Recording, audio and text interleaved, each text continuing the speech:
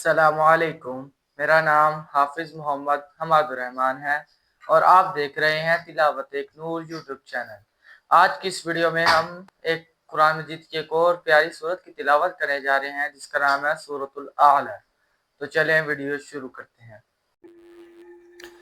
बिस्मिल्लाहिर्रहमानिर्रहीम।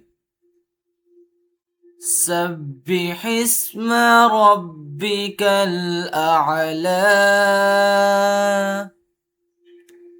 الذي خلق فسوى والذي قدر فهدى والذي أخرج المرعى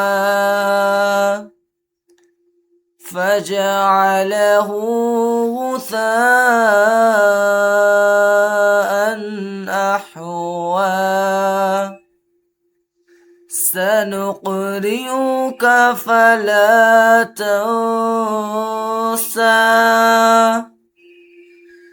إلا ما شاء الله إنه يعلم الجهر وما يخفى ونيسرك لليسرى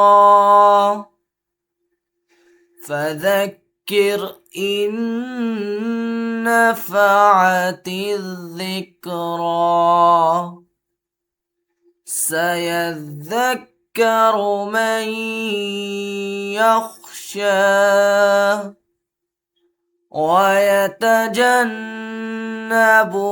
الأشقى الذي يصلى النار الكبرى ثم لا يموت فيها ولا يحيا قد أفلح من تزكى